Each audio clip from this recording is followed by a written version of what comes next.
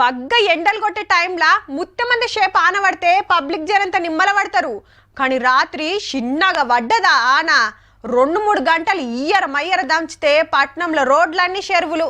Traffic జామ్లతోటి తాబేల లెక్క అంబాడుకుంటా ఇంటికి పోయే వరకు రాత్రికి ఏ అల్లయిందో.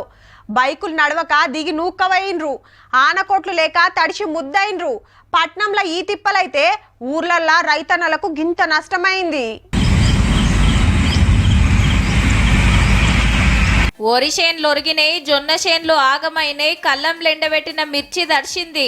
4 ఒద్దులైతే కోతలు కోస్తరనంగా షెడుపానలు చేపట్టి చేన్లు మొత్తం అడుగులైనాయి. మైబాద్ మార్కెట్ల మిర్చి మక్కలు దడుస్తుంటే ఆనల్నే బస్తాలు బిజ్జి కిందికి మోసుకుంటా తిప్పలు పడ్డారు రైతులు.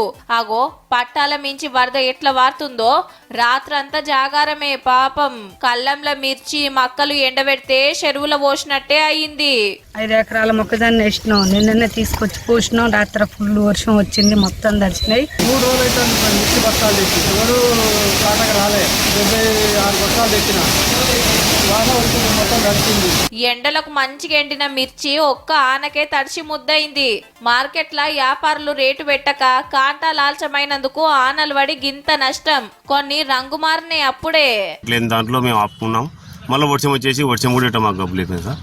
మా పరిస్థితి ఏమి, మా బాధలు ఎవరు చెప్పుకోవాలి. 8,000 9,000 అమ్ముకున్నా ఇప్పుడు మరి 6,000 7,000 అంటున్నారు. ఉన్నది మిరపకాయ వానకు నానింది, ఏం చేయాలో అర్థమైతే లేదు. చెట్టుకు చింతకాయలు దులిపినట్టే అయింది మామిడికాయల పరిస్థితి. పిందెల కాంచి రాలినాయి, కాయ మొత్తం రాలిపోయింది. మాకి 20 నుంచి 30 లక్షలు ఈసారి కూడా లాస్ అయిపోతుంది. మార్కెట్లకు వచ్చిన పంటలు తడవకుండా చూడాలి, సరిపోను టార్పాలిన్లు ఇయ్యాలి. ఏడే పంట లాగమైనయో సర్వే చేసి రిపోర్ట్ ఇయ్యాలని ఆఫీసర్ల కాడరేసిండు వ్యవసాయ మంత్రి తుమ్మల సారు. ములుగు జిల్లా గోవిందరావుపేటల ఆఫీసర్లను ఎంటబెట్టుకొని ఆగమైన పంటలు చూసి రైతుల తిప్పలు అడుచుకుంది మంత్రి సీతక్క. ఇమిడియట్లీ సర్వే చేయమని చెప్పడం జరిగింది. మిర్చి రైతులు కూడా అక్కడక్కడ పాపం కళ్ళల్లో పోసుకున్న కూడా తడిచిపోయింది. వాళ్ళకు తప్పకుండా ప్రభుత్వం నుంచి సాయం అందే విధంగా చొరవ తీసుకుంటాం. ఏందో ఏమో కోతకొచ్చిన పంట నీళ్ల పాలు, కోసి మార్కెట్ కు తీసుకొస్తే వరద పాలు. రైతులకు ఎప్పుడో గోసే. ఈ 2 రోజులు సుత ఆనలున్నాయట, జర పైలముండుండ్రి.